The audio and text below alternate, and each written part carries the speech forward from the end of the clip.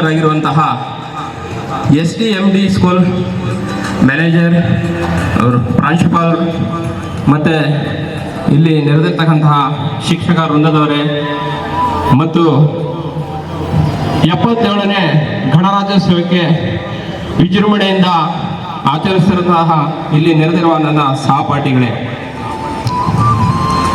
ಇವತ್ತು ನಮ್ಮ ರಾಷ್ಟ್ರೀಯ ಹಬ್ಬದಲ್ಲಿ ನಿಮಗೆ ಗೊತ್ತಿರ್ಬೋದು, ನಮ್ಮಲ್ಲಿ ಎಷ್ಟೋ ಹಬ್ಬಗಳು ನಡೀತವೆ. ಬಟ್ ನಮ್ಮ ಹಬ್ಬ, ರಾಷ್ಟ್ರೀಯ ಹಬ್ಬ ಒಂದು ಆಗಸ್ಟ್ 15 ಸ್ವಾತಂತ್ರ್ಯ ದಿನಾಚರಣೆ ಮತ್ತು ಇನ್ನೊಂದು ಈ ಗಣರಾಜ್ಯೋತ್ಸವ. ಈ ಗಣರಾಜ್ಯೋತ್ಸವಕ್ಕೆ ನಿಮಗೆ ಗೊತ್ತಿರ್ಬೋದು, ಮೊದಲನೇದಾಗಿ ನಮ್ಮ ಸಂವಿಧಾನ 1950 ಜನವರಿ 26ರಲ್ಲಿ ಜಾರಿಗೆ ಬಂತು. ಆದರೆ 1949 ನವೆಂಬರ್ 26ರಲ್ಲಿ ಅಂಗೀಕರಿಸಲಾಯಿತು.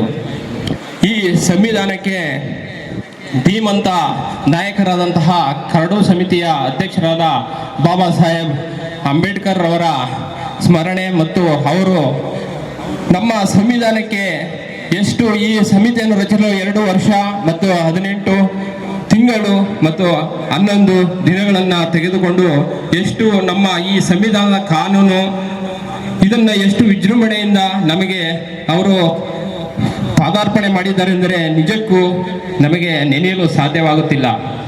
ಈ ನಮ್ಮ ದೇಶದ ಸಂವಿಧಾನ ಭಾರತದಲ್ಲಿ ಅತಿ ದೊಡ್ಡ ಸಂವಿಧಾನ ಅಷ್ಟೇ ಅಲ್ಲದೆ ಲಿಖಿತ ಸಂವಿಧಾನವೂ ಸಹ ಆಗಿದೆ. ತಮಗೆಲ್ಲರೂ ಗೊತ್ತಿರುವ ಹಾಗೆ ನಮ್ಮ ಈ ಸಂವಿಧಾನ ನಿಜಕ್ಕೂ ನಮಗೆ ಎಲ್ಲ ವರ್ಗದವರಿಗೂ ಯಾವುದೇ ಜಾತಿ ಭೇದ ಮತ ಧರ್ಮ ಯಾವುದೇ ಇಲ್ಲದೆ ಎಲ್ಲರಿಗೂ ಕಾನೂನಲ್ಲಿ ಸಮಾನತೆ, ಏಕತೆ, ಭಾತೃತ್ವ, ಹಾಗೆ ನಾವು ಭಾರತೀಯರು ಪ್ರಜಾಸತ್ತಾತ್ಮಕ ಗಣರಾಜ್ಯ ತತ್ವದಿಂದ ಕೂಡಿದಂತಹ ಈ ಸಂವಿಧಾನಕ್ಕೆ ಬುನಾದಿಯನ್ನು ಹಾಕಿದಂತಹ ಈ ಮಹಾ ನಾಯಕರನ್ನು ಇಂದು ನಾವು ನಿಜಕ್ಕೂ ನೆನೆಯಬೇಕಾದಂತಹ ಸಂದರ್ಭ ನಮ್ಮಲ್ಲಿದೆ. ಈಗ ನಿಜಕ್ಕೂ ಈ ನಮ್ಮ STMD ಸ್ಕೂಲ್ ಮೈಸೂರಿನ ಈ ಶಾಲೆಯಲ್ಲಿ ನಿಜಕ್ಕೂ ಎಷ್ಟು ಸುಂದರವಾಗಿ ನಮ್ಮ ಈ ದೇಶಭಕ್ತಿ ನಿಮ್ಮಲ್ಲಿ ಯಾವ ರೀತಿ ಇದೆ ಅಂತಂದರೆ ನಿಜವಾಗ್ಲೂ ನನಗೆ ತುಂಬ ಖುಷಿ ಆಗ್ತಾ ಇದೆ. ದೇಶದಲ್ಲಿ ನಾನು ಈಗ ಹೇಳ್ಬೇಕು ಅಂತಂದರೆ ಭಾರತೀಯ ಸೇನೆ ಇಂಡಿಯನ್ ಆರ್ಮಿಯಲ್ಲಿ 16 ವರ್ಷ ಸೇವೆ ಪೂರೈಸಿ ನಾನು ಇವಾಗ ಆಕ್ಚುಲಿ ರಿಟೈರ್ಡ್ ಆಗಿ ಬಂದಿದೆ. ಬಟ್ ಏನು ಅಂತಂದರೆ ಇವಾಗ ನನ್ನ ದಿನಗಳ ಆ ಅನಿಸಿಕೆಯಲ್ಲಿ ಯಾವ ರೀತಿ ಅಂತಂದರೆ ಅವಾಗ ಹೋಗ್ಬೇಕಾದ್ರೆ 2006ರಲ್ಲಿ ದೇಶ ಸೇವೆಗೆ ಎಷ್ಟು ಜನ ಹಿಂಜರಿತಾ ಇದ್ರು ಅಂತ ಹೇಳಿದ್ರೆ ಅವಾಗ ಹೇಳುತ್ತಿರೋದು. ಇತ್ತೀಚೆಗೆ ಸ್ವಲ್ಪ ದೇಶಾಭಿಮಾನ ಎಲ್ಲರಲ್ಲೂ ಬಂದಿದೆ. ಈ ರೀತಿ ಲೇ ಲದ್ದಾಖ್ ಮತ್ತೆ ನಮ್ಮ ಜಮ್ಮು ಕಾಶ್ಮೀರದಲ್ಲಿ ಯಾವ ರೀತಿ ಸಿಚುವೇಶನ್ ಅಂದ್ರೆ ಇವತ್ತು ದಿನದಲ್ಲಿ ನಮ್ಮ ಈ ಬಾವುಟ ಆರ್ತಾ ಇರೋದು ನನ್ನ ಪ್ರಕಾರ ಗಾಳಿಯಿಂದ ಅಲ್ಲ. ನಮ್ಮ ದೇಶದ ಸೈನಿಕರು ಜಮ್ಮು ಕಾಶ್ಮೀರದಲ್ಲಿ 40 ಡಿಗ್ರಿ ಸೆಲ್ಸಿಯಸ್ ಹಿಮಪಾತದಲ್ಲಿ ಯಾವ ರೀತಿ ಸೇವೆ ಸಲ್ಲಿಸ್ತಾ ಇದ್ದಾರೆ. ಅವರ ಯೌವನವನ್ನೇ ಧಾರೆ ಎರೆದು ದೇಶ ಸೇವೆಗೆ ಪಾದಾರ್ಪಣೆ ಮಾಡಿ ಯಾವುದೇ ಕಷ್ಟ ಕಾರ್ಪಣ್ಯ, ಯಾವುದೇ ಮನೆಯಲ್ಲಿ ಹೆಂಡತಿ ಮಕ್ಕಳು, ತಂದೆ ತಾಯಿ ಬಂಧು ಬಳಗ ಎಲ್ಲವನ್ನು ಬಿಟ್ಟು ದೇಶ ಸೇವೆಗಾಗಿ ಅವರು ಎಷ್ಟು ತ್ಯಾಗ ಬಲಿದಾನದಿಂದ ಆಕ್ಚುಲಿ ನಿಮಗೆ ಗೊತ್ತಿರ್ಬೋದು ಆಲ್ರೆಡಿ ಇಷ್ಟು ಈ ದೇಶ ಸೇವೆಯಲ್ಲಿ ಭಾಗಿಯಾದಂತಹ ನಮ್ಮ ಸೈನಿಕರಿಗೆ ನಿಜವಾಗ್ಲೂ ಚಿರಋಣಿ. ಮತ್ತು ಇನ್ನೊಂದು ಏನು ಅಂತಂದರೆ ಇವತ್ತಿನ ದಿನದಲ್ಲಿ ಆಲ್ರೆಡಿ ಎಲ್ಲರಿಗೂ ಗೊತ್ತಿರ್ಬೋದು ಮಕ್ಕಳೇ, ನಾನು ಇಷ್ಟೇ ಹೇಳೋದು, ದೇಶವನ್ನು ಸುತ್ತಿ ನೋಡಿ ಕೋಶ ಓದಿ ನೋಡಿ ಅಂತ ಆಲ್ರೆಡಿ ಹೇಳಿರೋದು ನಿಜವಾಗಿದೆ. ಮತ್ತು ನಿಮ್ಮ ತಂದೆ ತಾಯಿಗಳು ನಿಮಗೆ ಎಷ್ಟು ಆಲ್ರೆಡಿ ಎಲ್ಲರೂ ಅಂತಾರೆ ಇಲ್ಲಿ ನೆರೆದಿರ್ತಕ್ಕಂತಹ ಈ ನಮ್ಮ ಚಿಕ್ಕ ಮಕ್ಕಳು ಮತ್ತು ನನ್ನ ಶಿಕ್ಷಕ ವೃಂದದವರಾಗಿರ್ಬೋದು, ಯಾರೇ ಆಗಿರಲಿ ಅವ್ರಿಗೆ ಆಲ್ರೆಡಿ ಗೊತ್ತಿರ್ಬೋದು ಎಷ್ಟು ಕಷ್ಟಪಟ್ಟು ಅವರು ಬೇರೆ ಕಡೆ ಹೋಗಿ ಉದ್ಯೋಗ ಮಾಡಿ ನಿಮ್ಮನ್ನು ಸಾಕಿದ್ದಾರೆ. ನೀವು ಮುಂದೆ ಜೀವನದಲ್ಲಿ ಚೆನ್ನಾಗಿ ಓದಿ ಆಲ್ರೆಡಿ ಈ ರೀತಿ ದೇಶ ಸೇವೆಗೆ ಯಾವುದೇ ಕಾರಣಕ್ಕೂ ಹಿಂಜರಿಬೇಡಿ. ದೇಶ ಸೇವೆಗೆ ಮುಂದೆ ಬಂದು ಅದು ಆರ್ಮಿ ಆಗಿರ್ಬೋದು, ಏರ್ಫೋರ್ಸ್ ಆಗಿರ್ಬೋದು, ಮತ್ತು ನೇವಿ ಆಗಿರ್ಬೋದು, ಸರಿನಾ, ಸೇನೆಯಲ್ಲಿ ಸೇವೆ ಸಲ್ಲಿಸಿ. ಅದಲ್ಲದೆ ಮೇನ್ ಏನು ಅಂತಂದರೆ ನಿಮ್ಮ ಶಾಲೆಯಲ್ಲಿ NCC ಇದೆ ಅಂತ ನನಗೆ ಗೊತ್ತಾಯಿತು ಆ್ಯಕ್ಚುಲಿ. ಅದೇ ಥರ ನಿಜವಾಗ್ಲೂ ಇದು NCC ಇಂದ ಏನು ಅಂದರೆ ನಾನು ಇಲ್ಲೇ ಮಹಾರಾಜ್ ಕಾಲೇಜ್ ಮೈಸೂರು ಆಲ್ರೆಡಿ 3 ವರ್ಷ ಇಲ್ಲೇ ಡಿಗ್ರಿ ಮಾಡಿದ್ದೆ. ಆವಾಗ NCC ಮಾಡಿದ್ದೆ ನಾನು. ನನಗೆ ಜಾಬ್ ಸಿಗಬೇಕು ಅಂದರೆ NCC ಸರ್ಟಿಫಿಕೇಟಿಂದಲೇ ನನಗೆ ಜಾಬ್ ಸಿಕ್ತು ಆಲ್ರೆಡಿ. ಅದರಿಂದ ನೀವು ಹೆಚ್ಚು ಆಸಕ್ತಿಯನ್ನು ಕೊಟ್ಟು ಆ NCC ಜೊತೆಗೆ ನಾನು NSS ಮಾಡಿದ್ದೀನಿ. ಆದರೆ ನೀವು ಇದನ್ನ ಮುಂದುವರಿಸಿ A ಸರ್ಟಿಫಿಕೇಟ್ ಆಗಿರ್ಬೋದು, B ಸರ್ಟಿಫಿಕೇಟ್ ಮಾಡಿದ್ರೆ ನಮ್ಮ ಸೇನೆಯಲ್ಲಿ ನಿಮಗೆ ಸ್ಪೆಷಲ್ ಎಂಟ್ರಿ ಇದೆ. NCC B certificate, C certificate ಇದ್ರೆ ಸೇನೆಯಲ್ಲಿ ಸ್ಪೆಷಲ್ ಎಂಟ್ರಿ ವಿತ್ ಅಲ್ಲಿ ಹೋದ ತಕ್ಷಣ ನೀವು JCO ರ್ಯಾಂಕ್ ಸಿಗುತ್ತೆ ನಿಮಗೆ, ನಾಯಕ್ ಸುಬೇದಾರ್ ಅಂತ ಹೇಳ್ಬಿಟ್ಟು ಮಾಮೂಲಿ. ಅದರಿಂದ ನೀವು ಈ ಶಾಲೆಯಲ್ಲಿ ನಿಜವಾಗ್ಲೂ ಈ ರೀತಿ ಎಲ್ಲ NCC ಆಗಿರ್ಬೋದು, ಈ NSS ಮತ್ತೆ ಇದು ಬ್ಯಾಂಡ್ ಸೆಟ್ ಇದೆ. ಇದರಲ್ಲಿ ನಮ್ಮ ಆರ್ಮಿಲೂ ಅಷ್ಟೇ. ಇವತ್ತು ನೋಡಿರ್ಬೋದು ನೀವು ರಿಪಬ್ಲಿಕ್ ಡೇಲಿ ನಮ್ಮ ಡೆಲ್ಲಿದಲ್ಲಿ ರಾಜಪಥದಲ್ಲಿ ಮಾನ್ಯ ಶ್ರೀ ನಮ್ಮ ರಾಷ್ಟ್ರಪತಿಗಳಾದಂತಹ ದ್ರೌಪದಿ ಮುರ್ಮು ಅವರು ಮತ್ತೆ ಪ್ರಧಾನಮಂತ್ರಿ ಅಂತಹ ನರೇಂದ್ರ ಮೋದಿ ಅವರು ಅವರ ಆ ಪಥಸಂಚಲನದಲ್ಲಿ ಆರ್ಮಿ, ಏರ್ಫೋರ್ಸ್, ನೇವಿ ಯಾವ ರೀತಿ ಎಲ್ಲ ರಾಜ್ಯಗಳ ಸ್ಟ್ಯಾಟ್ಯೂಗಳು ಅಲ್ಲಿ ಬಂದು ಮಾಮೂಲಿ ಯಾವ ರೀತಿಯಲ್ಲಿ ಪಥಸಂಚಲನಕ್ಕೆ ಅಲ್ಲಿ ಹೋಗಿ ನೋಡಿದ್ರೆ ನಮ್ಮ ನಿಜವಾಗ್ಲೂ ನಮ್ಮ ದೇಶದಲ್ಲಿ ಸಂವಿಧಾನ ಜೊತೆಗೆ ಸ್ವಾತಂತ್ರ್ಯವನ್ನು ನಾವು ಪಡೆದುಕೊಂಡು ನಿಜವಾಗ್ಲೂ ಆ ಹೆಮ್ಮೆಯನ್ನ ನಮ್ಮ ದೇಶದ ವೀರ ಸೈನಿಕರು ಯಾವ ರೀತಿ ನಮ್ಮ ದೇಶದಲ್ಲಿ ನಮ್ಮ ರಕ್ಷಣೆಗೋಸ್ಕರ ನಮ್ಮ ಹೆಮ್ಮೆಯನ್ನು ಮತ್ತೆ ನಮ್ಮ ಶಕ್ತಿ ಪ್ರದರ್ಶನ ಯಾವ ರೀತಿ ಎಷ್ಟು ಚೆನ್ನಾಗಿ ಆಲ್ರೆಡಿ ಡೆಲ್ಲಿ ಪೀರಿಯಡ್ ಅಲ್ಲಿ ಮಾಡಿರ್ತಾರೆ ಅನ್ನೋದೇ ಯಾರಿಗಾರು ಅವಕಾಶ ಸಿಕ್ಕಿದ್ರೆ ದಯವಿಟ್ಟು ನೋಡಿ. ಅದೇ ತರ ಜಮ್ಮು ಕಾಶ್ಮೀರದಲ್ಲೂ ಅಷ್ಟೇನೆ ನೀವು ಹೋದ್ರೆ ಗೋಲ್ಡನ್ ಟೆಂಪಲ್ ಆಗಿರ್ಬೋದು, ಮತ್ತೆ ವಾಘಾ ಬಾರ್ಡರ್ ಅಲ್ಲಿ ಮತ್ತೆ ನಮ್ಮ ಡೈಲಿ ಫ್ಲಾಗ್ ಹಾಸ್ಟಿಂಗ್ ಪೆರೇಡ್ ನಡೀತದೆ. ಅಲ್ಲಿ ಸೈನಿಕರು ಯಾವ ರೀತಿ ಪೆರೇಡ್ ಮಾಡ್ತಾರೆ, ಮತ್ತೆ ಯಾವ ರೀತಿ ಡೈಲಿ ಬೆಳಿಗ್ಗೆ ಫ್ಲಾಗ್ ಹಾರಿಸೋದು ಮತ್ತೆ ಸಂಜೆ ಡೌನ್ ಆಗೋದು, ಇದನ್ನ ಯಾವುದೇ ಕಾರಣಕ್ಕೂ ಮಿಸ್ ಮಾಡದೆ ಬರಬೇಡಿ. ಮತ್ತೆ ಮೇನ್ ಏನು ಅಂತಂದ್ರೆ ನನ್ನ ಆರ್ಮಿ ಜೀವನದಲ್ಲಿ 1999 ಕಾರ್ಗಿಲ್ ಗೊತ್ತಿರ್ಬೋದು ಮಕ್ಕಳೇ. ಕಾರ್ಗಿಲ್ ಅಲ್ಲಿ ನಮ್ಮ ನಿಜಕ್ಕೂ ಪಿತೂರಿ ಆದಂತಹ ಈ ಪಾಕಿಸ್ತಾನ ನಿಜಕ್ಕೂ ಎಷ್ಟು ಏಟು ತಿಂದರೂ ಅದಕ್ಕೆ ಸಾಲಲ್ಲ. ಆ ರೀತಿ ಪಾಕಿಸ್ತಾನ ಒಂದಲ್ಲ ಒಂದ್ ಕಡೆ ನಮ್ಮ ಇಂಡಿಯಾ ಕಡೆ ಪಿತೂರಿ ಮಾಡ್ತಾನೆ ಇದೆ. ಆದರೆ ನಮ್ಮ ಸೈನಿಕರು ನಾವು ಜಮ್ಮು ಕಾಶ್ಮೀರದಲ್ಲಿ, ಯಾಕಂದ್ರೆ ನಮ್ಮ ಜಮ್ಮು ಕಾಶ್ಮೀರ ನಮ್ಮ ಭಾರತದ ಅವಿಭಾಜ್ಯ ಅಂಗ. ಅದು ಯಾವ ರೀತಿ ಅಂದ್ರೆ ಮ್ಯಾಪಲ್ಲಿ ನೋಡಿರ್ಬೋದು ನೀವೆಲ್ಲ, ನಮ್ಮ ತಲೆ ಹೊಟ್ಟೋದ್ರೆ ಮೇಲ್ಗಡೆಗೆ ತಲೆಗೆ ನಮ್ಮ ತಲೆನೇ ಹೋದಂಗೆ. ನಾವು ಜಮ್ಮು ಕಾಶ್ಮೀರ ಇವತ್ತು ಪಾಕಿಸ್ತಾನಕ್ಕೆ ಏನಾರ ನಾವು ಎದುರ್ಕೊಂಡು ಆ ರೀತಿ ಇದು ಮಾಡಿದ್ರೆ ಯಾವುದೇ ಕಾರಣಕ್ಕೂ ನಾವು ಅವ್ರಿಗೆ ಕೊಡೋಕ್ಕಾಗಲ್ಲ. ಆದ್ರಿಂದ ಅವ್ರು ಎಷ್ಟೇ ಪಿತೂರಿ ಮಾಡಿದ್ರು ಲೈನ್ ಆಫ್ ಕಂಟ್ರೋಲ್ ಅಲ್ಲಿ ನೋಡ್ತಾ ಇರ್ಬೋದು ಮಕ್ಕಳೇ. ಜಮ್ಮು ಕಾಶ್ಮೀರದಲ್ಲಿ ಇವತ್ತು ಅಷ್ಟೇ ಮೊನ್ನೆ ನೋಡಿರ್ಬೋದು ಜಮ್ಮು ಕಾಶ್ಮೀರದಲ್ಲಿ ಯಾವ ರೀತಿ ಅಂದ್ರೆ ರಾಂಬನ್, ಬನಿಯಾಲ್ ಮತ್ತೆ ಲೇ, ಲದ್ದಾಖ್, ಪೂಂಚ್, ರಜೌರಿ ನಾವಲ್ಲಿ -30 ಡಿಗ್ರಿವರೆಗೂ ಸರ್ವಿಸ್ ಮಾಡಿ ಬಂದಿದ್ದೀವಿ. ಎಷ್ಟು ಕಷ್ಟ ಆಯ್ತು ಅಂದ್ರೆ ಬೆಟ್ಟದಲ್ಲಿ ಪೆಟ್ರೋಲಿಂಗ್, ಅಂಬುಷ್, AK-47 ಗನ್ ತಗೊಂಡು ಮತ್ತೆ ಅದ್ರ ಜೊತೆಗೆ ರೌಂಡ್ಸ್ ಅಂದ್ರೆ ಟೋಟಲ್ ಒಂದು AK-47 ಕೊಟ್ರೆ ಮಕ್ಕಳೇ ಟೋಟಲ್ 90 ರೌಂಡ್ಸ್ ಇರ್ತದೆ. ಒಂದು ಮ್ಯಾಗಝಿನ್ಗೆ 30 ರೌಂಡ್ಸ್ ಫಿಕ್ಸ್ ಮಾಡಿರ್ತೀವಿ. ಒಂದು ಮ್ಯಾಗಝಿನ್ ರೌಂಡ್ಸ್ ಅಲ್ಲಿ ಇರ್ತದೆ, ಗನ್ನಲ್ಲಿ ಇರ್ತದೆ, ಇನ್ನೆರಡು ಸ್ಪೇರ್ ಇರ್ತದೆ. ಎಷ್ಟು 2 ಗಂಟೆ ರಾತ್ರಿ ಆಗಿರ್ಲಿ, 1 ಗಂಟೆ ಆಗಿರ್ಲಿ ಪೆಟ್ರೋಲಿಂಗ್ ಹೋಗ್ಬೇಕು, ಬೆಟ್ಟ ಹತ್ತಬೇಕು, ಬರಬೇಕು. ಯಾಕಂದ್ರೆ ಟೆರರಿಸ್ಟ್ಗಳು ಆಕ್ಚುಲಿ ನಮ್ಮ ದೇಶದ ಒಳಗಡೆಗೆ ನಮ್ಮನ್ನು ನುಸುಳಕ್ಕೆ ಮತ್ತೆ ನಮ್ಮ ರಾಜ್ಯದ ಮಾಮೂಲಿ ಈಗ ನಮ್ಮ ದೇಶದ ಆ LOC ಇದೆಯಲ್ಲ, LOC ಪಡೆದುಕೊಳ್ಳಕ್ಕೆ ಆಗಲು ನಾವು ಯಾವ ರೀತಿ ನಮಗೆ ನಮ್ಮ ಸೇನೆಗೆ ನಮಗೆ ಟ್ರೈನಿಂಗ್ ಕೊಡ್ತಾರೆ, ಅದೇ ತರ ದುಶ್ಮನ್ಗೆ ಅಂದ್ರೆ ಟೆರರಿಸ್ಟ್ಗೆ ಆ ರೀತಿ ಅವ್ರಿಗೂ ಟ್ರೈನಿಂಗ್ ಕೊಡ್ತಾ ಇದ್ದಾರೆ. ಅಷ್ಟು ಡಿಸ್ಟರ್ಬೆನ್ಸ್ ಮಾಡ್ತಾ ಇದ್ದಾರೆ. ಆದರೆ ನಮ್ಮ ದೇಶನ ನಾವು ಯಾವತ್ತೂ ಜಮ್ಮು ಕಾಶ್ಮೀರ ನಾವು ಇದುವರೆಗೂ ಅಷ್ಟು ಮುಂದೆನೂ ಅಷ್ಟೇನೆ ಯಾವುದೇ ಕಾರಣಕ್ಕೂ ಅವ್ರಿಗೆ ಬಿಟ್ಕೊಡಲ್ಲ. ಯಾವ ರೀತಿ ಅಂದ್ರೆ ನಮಗೆ ಯಾವ ರೀತಿಯಲ್ಲಿ ಪಳಗಿಸ್ತಿರೋದಂದ್ರೆ ಏಕ್ ಗೋಲಿ ಏಕ್ ದುಶ್ಮನ್ ಅಂದ್ರೆ ಗೊತ್ತಿರ್ಬೇಕಲ್ಲ, 1 ರೌಂಡ್ 1 ಟೆರರಿಸ್ಟ್ ಅಂದ್ರೆ ಅಲ್ಲೇನೆ ಸ್ಪಾಟ್ ಔಟ್ ಅವನು. ಆ ರೀತಿ ಒಂದು ರೌಂಡ್ಸ್ ಸುಧಾ ವೇಸ್ಟ್ ಮಾಡಿದೆ. ಆ ರೀತಿ ನೀವು ಗುರಿ ಇಟ್ಟು ಗೊತ್ತಿರ್ಬೋದು NCC ಮಕ್ಕಳಿಗೆ ಯಾವ ರೀತಿ ಪ್ರತಿ ಸಲನೂ ಅವ್ರಿಗೆ ಟ್ರೈನಿಂಗ್ ಕೊಡ್ತಾ ಇರ್ತಾರೆ ವಿತ್ತು ಇದು ಗನ್ನು ಮಾಮೂಲಿ ಅಕಸ್ಮಾತ್ ಫೈರಿಂಗು ಇವಾಗ ಗುರಿ ತಪ್ಪೋಗ್ಬಾರ್ದು ಅಂತ ಹೇಳ್ಬಿಟ್ಟು ಅದು ಸುಧಾ ಮಾಡ್ತಿರ್ತಾರೆ. ಅದಲ್ಲದೆ ನಮ್ದು ಪ್ಯಾರಾಚೂಟ್ ರೆಜಿಮೆಂಟು ಆಲ್ರೆಡಿ ಗೊತ್ತಿರ್ಬೋದು, Indian ಆರ್ಮಿಲಿ parachute regiment NSG commando ಮಹಾರಾಷ್ಟ್ರದಲ್ಲಿ ಆಕ್ಚುಲಿ ತಾಜ್ ಹೋಟೆಲ್ಗೆ ಆಕ್ಚುಲಿ ಬಾಂಬ್ ಹಾಕಿದಾಗ ಯಾವ ರೀತಿ ಅಟ್ಯಾಕ್ ಮಾಡಿದ್ರು ಆ ರೀತಿ ಟೋಟಲ್ 30 ಜಂಪ್ ಆಗಿದೆ. ನಂದು 30 ಜಂಪು. ಇದೆಲ್ಲಿ ಅಂದ್ರೆ UPಲಿ ಉತ್ತರ ಪ್ರದೇಶದಲ್ಲಿ ಮಲ್ಪುರ ಡ್ರಾಪ್ ಜೋನ್ ಅಂತ ಹೇಳ್ಬಿಟ್ಟು ಆಗ್ರಾದಲ್ಲಿ ಆಗಿರೋದು. ಅಲ್ಲಿ ಟೋಟಲ್ 1 ವರ್ಷಕ್ಕೆ 2 ಜಂಪ್ ಮಾಡಿದ್ವಿ. ಅದು ಯಾವ ತರ ಅಂತ ಹೇಳಿದ್ರೆ ಯುದ್ಧ ಏನಾರ ಆದ್ರೆ ನಮ್ಮ ಇಂಡಿಯಾ ಮತ್ತೆ ಪಾಕಿಸ್ತಾನಕ್ಕೆ ಯಾವುದೇ ರೂಟ್ ಅಕಸ್ಮಾತ್ ಬ್ಲಾಕ್ ಆದ್ರೆ ನಮಗೆ ಆ ಏರ್ಫೋರ್ಸ್ ಹರ್ಕ್ಯುಲಸ್ ಮತ್ತೆ ನೆಕ್ಸ್ಟ್ AN-32 ಅಂತ ಹೇಳ್ಬಿಟ್ಟು ಆ ವಿಮಾನ ಬಂದು ನಮ್ಮನ್ನ ಟೇಕಪ್ ಮಾಡ್ಕೊಂಡು ಪ್ಯಾರಾಚೂಟ್ ಇಂದ ಮೇಲ್ಗಡೆಯಿಂದ ನಾವು ಬಂದು ಆಕ್ಚುಲಿ ಅದರಲ್ಲಿ AK-47 ಎಲ್ಲ ಹಾಕೊಂಡು ನಾವು ಕೆಳಗಡೆ ಯಾವುದೇ ಬೆಟ್ಟ ಗುಡ್ಡ ಅಲ್ಲಿ ಲ್ಯಾಂಡ್ ಆಗಿ ಅಲ್ಲಿ ವಾರ್ ಮಾಡೋ ರೀತಿ. ಅಂದ್ರೆ ನಮ್ಗೆ ಯಾವ ರೀತಿ ಆಗಿದೆ ಅಂದ್ರೆ ಇತ್ತೀಚೆಗೆ ನೋಡಿರ್ಬೋದು ನಮ್ಮ ಭಾರತದಲ್ಲಿ ಯಾವ ತರ ಯುದ್ಧ ವಿಮಾನಗಳು ತೇಜಸ್ ಆಗಿರ್ಬೋದು ಎಷ್ಟು ಇಂಪ್ರೂವ್ಮೆಂಟ್ ಆಗಿದೆ ಅಂತ ನಿಮ್ಗೆ ಗೊತ್ತು. ಅದಲ್ಲದೆ ಇನ್ನೊಂದು ಏನು ಅಂತಂದ್ರೆ ಒಂದು ಕಾರ್ಗಿಲ್ದು ಅದೊಂದು ಹೇಳಕ್ ಇಷ್ಟಪಡ್ತೀನಿ ನಿಮ್ಗೆ. ನಮ್ಮ ದೇಶದಲ್ಲಿ 1999ರಲ್ಲಿ ನಮ್ಮ ಭಾರತದ ಪ್ರಧಾನಿಯಾದಂತಹ ಅಟಲ್ ಬಿಹಾರಿ ವಾಜಪೇಯಿ ಅವರು ಪ್ರಧಾನಿಯಾಗಿದ್ದಾಗ, ಅದೇ ತರ ಪಾಕಿಸ್ತಾನದ ಪ್ರಧಾನಿಯಾದಂತಹ ಮುಷರಫ್ ರವರು ಸೇನೆ ಅಲ್ಲಿ ಕಾರ್ಗಿಲ್ ಅಲ್ಲಿ ಒಂದು ಟೈಗರ್ ಹಿಲ್ಸ್ ಅಂತಿದೆ, ಒಂದು ದೊಡ್ಡದು ಬೆಟ್ಟ. ಅಲ್ಲಿ ಯಾವ ತರ ಅಂತ ಹೇಳಿದ್ರೆ ಸೇನೆ ಚಳಿಗಾಲದಲ್ಲಿ ಮಕ್ಕಳ ಕಾರ್ಗಿಲ್ ಅಲ್ಲಿ ಯಾವ ರೀತಿ ಅಂದ್ರೆ ಜಮ್ಮು ಕಾಶ್ಮೀರದಲ್ಲಿ ಲೈನ್ ಆಫ್ ಕಂಟ್ರೋಲ್ ಆ ಕಡೆ ಜಾಸ್ತಿ ಬಾರ್ಡರ್ ಕಡೆ ಎಲ್ಲ ತುಂಬಾ ಚಳಿ ಇರ್ತದೆ ಸಖತ್ತು. ಎಷ್ಟೇ ನೀವು ಕೋಟ್ ಆಗ್ಲಿ ಏನೇ ಆಗ್ಲಿ AK-47 ರೌಂಡ್ ಗನ್ ಹಿಡ್ಕೊಂಡ್ರೆ ಅಷ್ಟು ಕೋಲ್ಡ್ ಆಗುತ್ತೆ, ಅಷ್ಟು ಚಳಿ ತಡೆಯಕ್ಕಾಗುತ್ತಲ್ಲ. ನಂಬ್ತಿರೋ ಬಿಡ್ತಿರೋ ಗೊತ್ತಿಲ್ಲ, ಲೈನ್ ಆಫ್ ಕಂಟ್ರೋಲ್ ಹೋಗಿ -40-50 ವರೆಗೂ ಹೊರಟಾಗಿದ್ದೀವಿ. ಒಂದೊಂದು ದಿನ ಕಳಿಬೇಕು ಅಂದ್ರೆ ಅಷ್ಟು ಕಷ್ಟ ಆಯ್ತು ಅಲ್ಲಿ. ಆ ರೀತಿ ಅಷ್ಟು ಇದರಲ್ಲಿ ನಮ್ಮ ದೇಶದ ಬೆನ್ನೆಲುಬಾಗಿ ನಿಂತು ನಮ್ಮ ದೇಶವನ್ನು ಕಾಪಾಡಿಕೋಸ್ಕರ ನಮ್ಮ ದೇಶದ ಲೈನ್ ಆಫ್ ಕಂಟ್ರೋಲ್ ನಾವು ಯಾವತ್ತಿದ್ದರೂ ನಾವು ಭಾರತೀಯರೇ, ಸರಿನಾ? ನಮ್ಮ ದೇಶ ನಮ್ಮ ಹೆಮ್ಮೆ ಮತ್ತೆ ನಮ್ಮ ತಾಯ್ನಾಡಿಗೆ ನಾವು ಅದಕ್ಕೆ ಚಿರುಣಿ ಆಗಿರ್ಬೇಕು.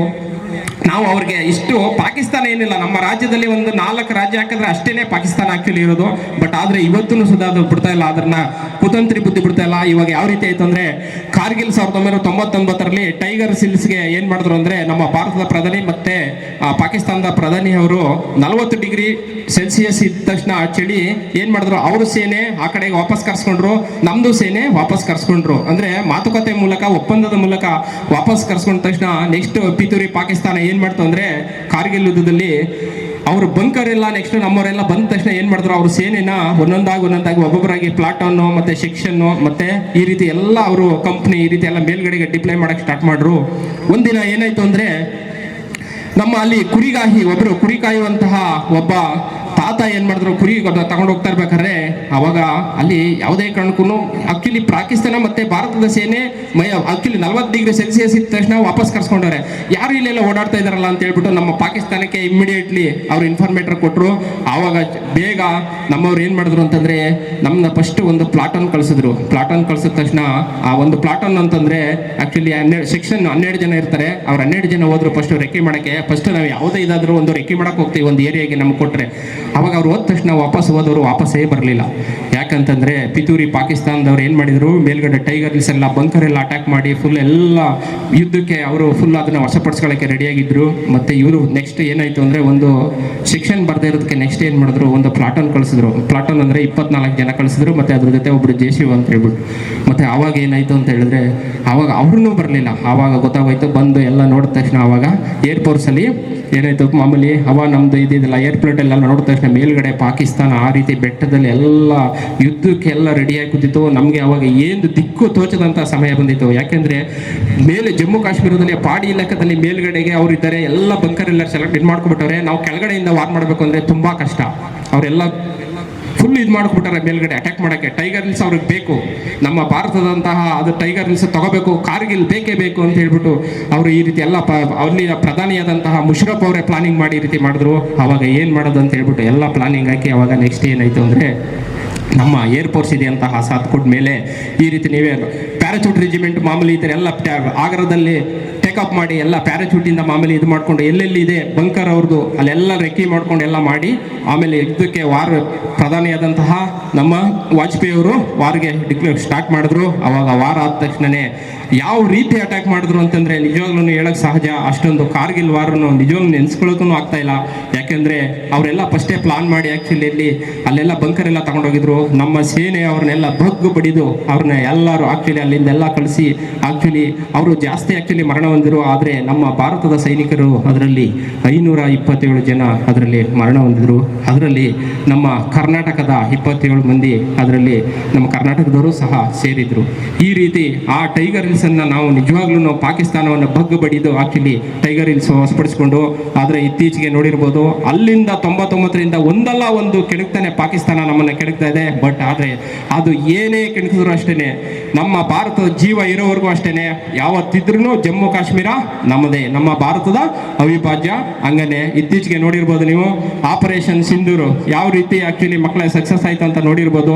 ಯಾವ ರೀತಿ ಅಂತ ಯಾವುದಾದ್ರೂ ಅಷ್ಟೇನೆ ಈ ರೀತಿ ಆಪರೇಷನ್ ಯಾವ ರೀತಿ ಏನೇ ಮಾಡಿದ್ರು ನಮ್ಮ ಭಾರತ ನಮ್ಮಲ್ಲಿ ಎಷ್ಟು ಯಾವ ರೀತಿ ಇವಾಗ ಸೇನೆಯಲ್ಲಿ ಎಷ್ಟು ಅದು ಆರ್ಮಿ ಆಗಿರ್ಬೋದು, ಏರ್ಫೋರ್ಸ್ ಆಗಿರ್ಬೋದು, ನೇವಿ ಆಗಿರ್ಬೋದು ಎಷ್ಟು ಬಲವಾಗಿದೆ ಅಂತಂದರೆ ಹೇಳತೀರಕ್ಕಾಗಿದೆ. ಅದ್ರ ಮಧ್ಯೆ ಚೀನಾ ಒಂದು ಪಿತೂರಿ ಲೈನ್ ಆಫ್ ಕಂಟ್ರೋಲಲ್ಲಿ ಆ್ಯಕ್ಚುಲಿ ಸ್ವಲ್ಪ ಕಿಲೋಮೀಟರ್ ಒಳಗಡೆ ಬಂದಿತ್ತು, ಆದರೆ ಮತ್ತೆ ವಾಪಸ್ ಕಳಿಸ್ತಾರೆ. ಆದರೆ ಮತ್ತೆ ಸ್ವಲ್ಪ ಆ್ಯಕ್ಚುಲಿ ನಮ್ಮಲ್ಲಿ ಒಳಗಡೆ ಬಂದಿದೆ. ಆದರೆ ಅದನ್ನು ಯಾವ ರೀತಿ ಕೆಲವೊಂದು ಗಾಲ್ವಾನ್ ಕಡಿಮೆ ಇರ್ಬೋದು, ಕೇಳಿರ್ತೀರಾ, ನೀವು ನೋಡಿದ್ದೀರಾ, ಅದರಲ್ಲೂ ಅಷ್ಟೇ ಜಗಳ ಎಲ್ಲ ಆಗಿದೆ. ಆ ರೀತಿ ನಮ್ಮ ದೇಶದಲ್ಲಿ ಈಗ ಪೂರ್ವದಿಂದ ಪಶ್ಚಿಮ ಆಗಿರ್ಬೋದು, ನಮ್ಮ ಈ ಕಡೆ ಮತ್ತೆ ದಕ್ಷಿಣದಿಂದ ಉತ್ತರ ಆಗಿರ್ಬೋದು, ಯಾವ ರೀತಿ ನಮ್ಮ ಕರ್ನಾಟಕದಲ್ಲೂ ಆ್ಯಕ್ಚುಲಿ ನೋಡಿರ್ಬೋದು ನೀವು, ಯಾವ ರೀತಿ ಹೆಮ್ಮೆಯ ಇದರಲ್ಲಿ ಯಾವ ರೀತಿ ಲೈನ್ ಆಫ್ ಕಂಟ್ರೋಲ್ಗಳು ಮಾಮೂಲಿ ರೀತಿ ಇದ್ದಾವೆ. ಅದೇ ರೀತಿ ದೇಶದಲ್ಲಿ ಅತಿ ಹೆಚ್ಚಾಗಿ ನಮ್ಮ ಅದರಲ್ಲೂ ಬಾರ್ಡ್ರಲ್ಲಿ ಮುಖ್ಯವಾಗಿ ನಮ್ಮ ದೇಶ ಸೇವೆಯನ್ನು ಮಾಡ್ತಿರುವಂತಹ ಸೈನಿಕರು ನಿಜಲೂ ಚಿರಋಣಿಯಾಗಿದ್ದಾರೆ. ಆದರೆ ನಾನು ಹೇಳೋದಿಷ್ಟೇ ನಿಮಗೆ, ಎಷ್ಟೋ ಜನ ತಂದೆ ತಾಯಿಗಳು ದೇಶ ಸೇವೆ ಅಂತ ಹೇಳಿದ್ರೆ ನಮ್ಮ ಮಗ ಇನ್ನೊಂದ್ಸಲ ಬರ್ತಾನೋ ಬರಲ್ವೋ ಈ ರೀತಿ ಅಂತ ಹೇಳ್ಬಿಟ್ಟು ಇಷ್ಟು ತಪ್ಪು ತಿಳುವಳಿಕೊಂಡು ದೇಶ ಸೇವೆಗೆ ಕಳ್ಸೋಕ್ಕೆ ಇಂಜರಿ ದಯವಿಟ್ಟು ಯಾವುದೇ ಕಾರಣಕ್ಕೂ ಆ ರೀತಿ ಮಾಡಬೇಡಿ. ಮಾಮೂಲಿ ಏನಂತಂದರೆ, ನಾಡಿಗೆ ಯಾವ ರೀತಿ ಒಬ್ಬ ರೈತ ದೇಶಕ್ಕೆ ನಮ್ಮ ನಿಜವಾಗ್ಲೂ ಯೋಧ, ಮುಖ್ಯವಾಗಿ ಯಾರೇ ಆಗಲಿ ಇವಾಗ ಎಲ್ಲರೂ ಆ ರೀತಿ ಹೇಳಿದ್ರೆ ನಮ್ಮ ದೇಶ ಸೇವೆ ಮಾಡೋರು ಯಾರು, ಫಾರ್ ಎಕ್ಸಾಂಪಲ್ ನಿಮಗೆ ಗೊತ್ತಿರ್ಬೋದು. ಅದರಿಂದ ಯಾವುದು ಭಯ ಏನು ಬೇಡ. ಇತ್ತೀಚೆಗೆ ನೋಡಿರ್ಬೋದು ಏನು ಅಂತ ಅಗ್ನಿವೀರ್ ಅಂತ ಹೇಳ್ಬಿಟ್ಟು 4 ವರ್ಷ ಮಾಡಿದ್ದಾರೆ. ಆ್ಯಕ್ಚುಲಿ 4 ವರ್ಷ ಮಾಡಿದ್ರೆ ಅಲ್ಲಿ ಟೋಟಲ್ಲು 25% ಮಾತ್ರ ಮುಂದುವರಿಸ್ತಾರೆ, ಇನ್ನು 75% ಆ್ಯಕ್ಚುಲಿ ವಾಪಸ್ ಬರ್ತಾರೆ. ಅವ್ರಿಗೆ ಇಲ್ಲಿ ಬೇರೆ ಕಡೆ ಜಾಬ್ ಎಲ್ಲ ಮಾಮೂಲಿ ಪರ್ಸೆಂಟು 10%, 5% ಅಂತ ಇರ್ತದೆ, ಅದರಲ್ಲಿ ಅವರು ಜಾಬ್ ಮಾಡ್ಬೋದು. ಅದರಿಂದ ಯಾವುದೇ ಕಾರಣಕ್ಕೂ ಯಾರು ಹಿಂಜರಿದೆ ದೇಶ ಸೇವೆಗೆ ನಿಜವಾಗ್ಲೂ ಮಕ್ಕಳೇ ನೀವೆಲ್ಲ ಮುಂದೆ ಬರಬೇಕು. ಇರ್ತಕ್ಕಂಥ ತಂದೆ ತಾಯಿರು ಅಷ್ಟೇ ಮುಂದೆ ಕಳಿಸ್ಬೇಕು. ಮಾಮೂಲಿ ಇವಾಗ ಏನೊಂದು ಯಾವ ರೀತಿ ಅಂತ ಹೇಳಿದ್ರೆ, ನಮ್ಮ ದೇಶ ಇನ್ನೂ ನಮ್ಮ ಪಾಕಿಸ್ತಾನ ಬಗ್ಗೆ ನಮ್ಮ ಅಲ್ಲ ಅಷ್ಟೇ. ಇವಾಗ ಒಂದೇ ಒಂದು ಸಣ್ಣ ಇನ್ಸಿಡೆಂಟ್ ಹೇಳ್ತೀನಿ ಅಷ್ಟೇ. ನನ್ನ ಸರ್ವಿಸಲ್ಲಿ ರಜೌರಿಲಿ 2008ರಲ್ಲಿ ಆ್ಯಕ್ಚುಲಿ, ಯಾಕೆಂದರೆ ನಿಮ್ಮ ಮುಂದೆ ಇವತ್ತು ನಾನು ಇಲ್ಲಿ ನಿಂತಿರೋದು ನಿಜವಾಗ್ಲೂ ನನಗೆ ಒಂಥರ ಹೆಮ್ಮೆ ಆಗ್ತಾಯಿದೆ. ಯಾಕೆಂದರೆ ಅವತ್ತಿನ ಸಿಚುವೇಶನ್ ಆ ರೀತಿ ಇತ್ತು ನನಗೆ. ಯಾವ ರೀತಿ ಅಂತಂದರೆ, ನನ್ನ ಲೈಫಲ್ಲಿ ಒಬ್ಬರು ಮಾತ್ರ ನಾನು ಶೂಟೌಟ್ ಮಾಡಿರೋದು. ಯಾವ ರೀತಿ ಅಂದರೆ, ಮಧ್ಯರಾತ್ರಿ 2 ಗಂಟೆಯಲ್ಲಿ ಆ್ಯಕ್ಚುಲಿ ರಜೌರಿ ಡಿಸ್ಟಿಕಲ್ಲಿ ನಮಗೆ ಒಂದು ಆ್ಯಕ್ಚುಲಿ ಒಂದು ಈ ಥರ ದೊಡ್ಡ ಏರಿಯಾ ಕೊಟ್ಬಿಡ್ತಾರೆ. ಒಂದು ಕಂಪ್ನಿ ಅಂತ 100 ಜನ ಇರ್ತೀವಿ, ಬೆಟಾಲಿಯನ್ ಅಂದರೆ 800 ಜನ. ಅಲ್ಲಿ ಹೋಗ್ಬೇಕಾದ್ರೆ ನಾವು ಡ್ಯೂಟಿ ಮಾಡ್ಬೇಕಾದ್ರೆ ಮಧ್ಯರಾತ್ರಿ ಮಿಡ್ನೈಟಲ್ಲಿ ನಂದು ಒಂದು AK-47 ಇತ್ತು, ಅಲ್ಲಿ ಇಬ್ಬಿಬ್ಬರು ಡ್ಯೂಟಿ ಮಾಡ್ತಾಯಿದ್ದೆ. ಮತ್ತು ನನ್ನ ಜೊತೆಗೆ ಒಂದು ರಾಜಸ್ಥಾನದ ಹುಡುಗ ಇದ್ದ. ಆ ಕಡೆ ಒಂದು LMG ಫಿಕ್ಸ್ ಆಗಿತ್ತು. ಒಟ್ಟಿಗೆ 5 ಜನ ಟೆರರಿಸ್ಟು ನಮ್ಮನ್ನು ಅಟ್ಯಾಕ್ ಮಾಡೋಕ್ಕೆ, ನಮ್ಮ ಪೋಸ್ಟ್ ಅಟ್ಯಾಕ್ ಮಾಡೋಕ್ಕೆ ಬರ್ತಾಯಿದ್ರು, ಗ್ರೆನೇಡ್ ಹಾಕೋಕ್ಕೆ. ಮಧ್ಯರಾತ್ರಿ ನಮಗೆ ಒಂದು ನೈಟ್ ನೇವಿಗೇಷನ್ ಅಂತ ಹೇಳ್ಬಿಟ್ಟು ಇರ್ತದೆ, ಅದನ್ನು ನೋಡ್ತಾ ಇರ್ತೀವಿ ಆಲ್ರೆಡಿ. ನಮ್ಮ ಹುಡುಗ ಅವನು ನೋಡಿದ ತಕ್ಷಣ ನಮ್ಮನ್ನು ಅಟ್ಯಾಕ್ ಮಾಡೋಕ್ಕೆ ಬರ್ತಾಯಿದ್ರು. ಕರೆಕ್ಟಾಗಿ ನೋಡಿದ ತಕ್ಷಣ ನಾವು ಎಲ್ಲರಿಗೂ ಇನ್ಫಾರ್ಮೇಷನ್ ಮಾಡ್ದು, ಎಲ್ಲ ಅಲರ್ಟ್ ಆದವು. ಅಷ್ಟೊತ್ತಲ್ಲಿ ನಾವು ಯಾವ ರೀತಿ ಅಂತಂದರೆ, ಅದನ್ನು ಡೈರೆಕ್ಟಾಗಿ ಇನ್ನು 500 ಮೀಟರ್ ಅವ್ರು ಬರ್ತಾ ಇದ್ದಾರೆ ಮೇಲ್ಗಡೆಗೆ ಅಪ್ಪಿ, ನಾವು ಮೇಲ್ಗಡೆ ಟಾಪಲ್ಲಿದ್ದು. ಅವಾಗ ನಮ್ಮನ್ನು ಶೂಟೌಟ್ ಮಾಡೋಕ್ಕೆ ಮತ್ತು ನಮ್ಮ ಇಡೀ 6 ಜನ ಮತ್ತು ಒಬ್ಬರು ಕಮಾಂಡ್ರು ಶೂಟ್ ಮಾಡೋಕ್ಕೆ ಬರ್ತಾಯಿದ್ರು. ಅವತ್ತಿನ ದಿನದಲ್ಲಿ ನಿಜವಾಗ್ಲೂ ಅದೊಂದು ಸ್ವಲ್ಪ ನಮಗೆ ಎಚ್ಚರಿಕೆ ಇಲ್ದೇನೆ ನಾವು ಸ್ವಲ್ಪನೂ ಕಣ್ಣು ಮುಚ್ಚಿದ್ರೆ ನಿಜವೂ ನಾವು ಅವತ್ತೇ ಏನಾಗ್ತಿದ್ದು ನಮಗೆ ಒಂದು ಗೊತ್ತಿಲ್ಲ. ಬಟ್ ದೇವ್ರ ದಯೆಯಿಂದ ನಿಜವಾಗ್ಲೂ ಅವತ್ತು ಆ ಕ್ಷಣನ ನಿಜವಾಗ್ಲೂ ನನ್ನ ಜನ್ಮ ಇರೋವರೆಗೂ ನೆನೆಸ್ಕೋಬೇಕು. ಯಾಕಂದರೆ ಅವತ್ತು ನಮ್ಮ ಡ್ಯೂಟಿ ಮಾಡ್ತಾ ಇರೋದು ಇಬ್ಬರು, ಬಟ್ ಇನ್ನು 4 ಜನ ಮಲಗಿರ್ತಾರೆ ಪಕ್ಕದಲ್ಲೇ ಪೋಸ್ಟಲ್ಲಿ, ಅವರು ಸುಧಾ ಊಟೋಗ್ತಾ ಇದ್ರು. ಬಟ್ ಅವತ್ತು ಸಿಚುವೇಶನ್ ಆ ರೀತಿ ಆಯಿತು. ಅವಾಗ ಆದ ತಕ್ಷಣ ಅಕ್ಯುರೇಟು ನಾನು ಮತ್ತು ಇನ್ನು ನಮ್ಮ ಫ್ರೆಂಡ್ ಇದ್ರಲ್ಲ ರಾಜಸ್ಥಾನದವ್ರು, ಅವರು ಹೇಳಿದ್ರು, ಸರ್ नीचे से आ रहे वो बंदा नीचे से रहे अभी हम कमांडर को बता के पूरा हम ಫೈರ್ कर देंगे ಅಂತಂದರೆ ಕಮಾಂಡ್ರಿಗೆ ಹೇಳ್ಬಿಟ್ಟು ನಾವು ಆಲ್ರೆಡಿ ಫೈರ್ ಮಾಡೋಣ, ಕೆಳಗಡೆಯಿಂದ ಬರ್ತಾ ಇದ್ದಾರೆ ಅಟ್ಯಾಕ್ ಮಾಡೋಕ್ಕೆ ಅಂತ ಹೇಳ್ಬಿಟ್ಟು. ಆಮೇಲೆ ಕಮಾಂಡ್ರ್ ಏನು ಮಾಡಿದ್ರು ಅಂದರೆ, ನೀವು ನೋಡಿದ ತಕ್ಷಣ ಟೀಕೆ ಆಪ್ देखने से पहले सबसे पहले आप ही ಗೋಲಿ ಸ್ಟಾರ್ಟ್ ಕರೋ, ಫೈರ್ ಕರೋ ಅಂತಂತ ಹೇಳಿದ್ರು, ನೀವೇ ಸ್ಟಾರ್ಟ್ ಮಾಡಿ ಅಂತ. ಅವಾಗ ಕರೆಕ್ಟಾಗಿ ಅಕ್ಯುರೇಟ್ ಮಾಡಿದ ತಕ್ಷಣ ಬ್ರೆಸ್ಟ್ ಫೈರ್ ಆ್ಯಕ್ಚುಲಿ ಮಾಡಿದ್ದು 5 ಜನ ಹೋಗ್ಲಿ ಅಂತ ಅವರು, ನಾನು ಮತ್ತು ಅವರು ಇಬ್ಬರು ಹುಡುಗ. ಅವ್ರು ಏನು ಮಾಡಿದ್ರು, ಜಿಗ್ಜಾಗ್ ಬರ್ತಾ ಇದ್ರಲ್ಲ ಆ ಕಡೆ ಈ ಕಡೆ ಜಿಗ್ಜಾಗ್ ಆಗ್ಬಿಟ್ರು. ಮತ್ತು ಅವನೊಬ್ಬ ನಾನೊಬ್ಬ ಇಬ್ಬರು ಸ್ಪಾಟ್ ಔಟ್ ಮಾಡಿದ್ರು. ಇನ್ನು 3 ಜನ ಆ್ಯಕ್ಚುಲಿ ಹೊಟ್ಟೋದ್ರು. ಆಮೇಲೆ ಹೋದ ತಕ್ಷಣ ಬಾಡಿ ಎಲ್ಲ ತಗೊಂಡು ಮಾಮೂಲಿ ಅಲ್ಲಿ ನೆಕ್ಸ್ಟ್ ನಮ್ಮಲ್ಲಿ ಇರ್ತದೆ ಬಾಡಿ ಯಾವ ರೀತಿ ಮಾಡಬೇಕು ಅಂತ, ಅದಕ್ಕೆ ಬೇರೆ ಟೋಲ್ ಇರ್ತದೆ, ಅವ್ರು ಏನು ಬೇಕೋ ಮಾಡಿದ್ರು. ಆ ರೀತಿಲಿ ಎಲ್ಲರಿಗೂ ಆ್ಯಕ್ಚುಲಿ ಹೋದ ತಕ್ಷಣ ದೇಶ ಸೇವೆಗೆ ಹೋದವರೆಲ್ಲ ಆ್ಯಕ್ಚುಲಿ ವಾಪಸ್ ಬರಲ್ಲ ಅನ್ನೋ ನಂಬಿಕೆ ಆ್ಯಕ್ಚುಲಿ ಅದನ್ನು ಬಿಟ್ಟು ದೇಶ ಸೇವೆಗೆ ಹೆಚ್ಚು ಪ್ರೋತ್ಸಾಹ ಕೊಟ್ಟು ನಿಜವಾಗ್ಲೂ ಸಹ ಈ ನಮ್ಮ ದೇಶದ ಹೆಮ್ಮೆಗೆ, ದೇಶ ಸೇವೆಗೆ ನಿಜವಾಗ್ಲೂ ಈ ರೀತಿ ನೀವು ಎಷ್ಟು ಆ್ಯಕ್ಚುಲಿ ಇಲ್ಲಿ ನಮ್ಮ ಮೈಸೂರಿನಲ್ಲಿ ಅದರಲ್ಲೂ ಈ SDM ಸ್ಕೂಲಲ್ಲಿ ನಿಜವಾಗ್ಲೂ ಈ ರೀತಿ ಒಂದು ಪ್ರೋಗ್ರಾಮನ್ನು, ಈ ಗಣರಾಜ್ಯೋತ್ಸವ ಆಗಿರ್ಬೋದು, ಸ್ವಾತಂತ್ರ್ಯ ದಿನಾಚರಣೆ ಆಗಿರ್ಬೋದು, ನಮ್ಮ ದೇಶಕ್ಕೆ ಆ್ಯಕ್ಚುಲಿ ಹೆಮ್ಮೆಯನ್ನು ಕೊಟ್ಟಂತಹ ನಮ್ಮ ಗಾಂಧೀಜಿ ಆಗಿರ್ಬೋದು, ಮತ್ತು INA ನಮ್ಮ ರಾಷ್ಟ್ರೀಯ ಮಾಮೂಲಿ ಸೇನೆಯಾದಂತಹ ಸುಭಾಷ್ ಚಂದ್ರ ಬೋಸ್ ಅವರಾಗಿರ್ಬೋದು, ನಿಜವಾಗ್ಲೂ ಎಷ್ಟೊಂದು ನಮ್ಮ ಸೇನೆಗೆ ಅವರು ನೀಡಿದಂತಹ ಫಲ ನಿಜವಾಗ್ಲೂ ಹೇಳುತ್ತಿರೋದಾಗಿದೆ. ಅದೇ ಥರ ನನಗೆ ಈ ಒಂದು ಸುವರ್ಣ ಅವಕಾಶದಲ್ಲಿ ರಿಪಬ್ಲಿಕ್ ಡೇ 77 ರಿಪಬ್ಲಿಕ್ ಡೇಗೆ ಇಲ್ಲಿ ಮಾತನಾಡಲು ಅವಕಾಶ ಮಾಡಿಕೊಟ್ಟಂತಹ, ಬರಮಾಡಿಕೊಟ್ಟಂತಹ ನಮ್ಮ SDM ಸ್ಕೂಲ್ನ ಮ್ಯಾನೇಜರ್ ಆಗಿರ್ಬೋದು, ಪ್ರಾಂಶುಪಾಲರು ಮತ್ತು ಇಲ್ಲಿ ನೆರೆದಿರ್ತಕ್ಕಂತಹ ತಮಗೆಲ್ಲರಿಗೂ ನನಗೆ ಈ ಒಂದೆರಡು ಮಾತನಾಡಲು ಅವಕಾಶ ಮಾಡಿಕೊಟ್ಟಂತಹ ಎಲ್ಲರಿಗೂ ವಂದನೆಗಳು ಸಲ್ಲಿಸ್ತಾ ನನ್ನ ಒಂದೆರಡು ಮಾತನ್ನು ಮುಗಿಸ್ತಾ ಇದ್ದೀನಿ. ಜೈ ಹಿಂದ್, ಜೈ ಭಾರತ್, ಜೈ ಕರ್ನಾಟಕ ಮಾತೆ. ಒಂದ್ಸಲ ಹಂಗೆ ಮಕ್ಕಳೇ ನಾವು ಎಲ್ಲೋದ್ರೂ ಅಷ್ಟೇ ನಮ್ಮ ಭಾರತಕ್ಕೆ 3 ಸಲ ಜೆಯನ್ನು ನಾವು ಹಾಕ್ಲೇಬೇಕು. ಪುಕಾರ ಮಾಡ್ತೀನಿ ನಾನು, ಭಾರತ್ ಮಾತಾಕಿ ಅಂತ ಹೇಳ್ತೀನಿ, ಎಲ್ಲರೂ 3 ಸಲ ಹಾಕ್ತೀನಿ ಜೈ ಅಂತ ಹೇಳಿ. ಭಾರತ್ ಮಾತಾಕಿ, ಭಾರತ್ ಮಾತಾಕಿ, ಭಾರತ್ ಮಾತಾಕಿ. Thank you, thank you, thank you.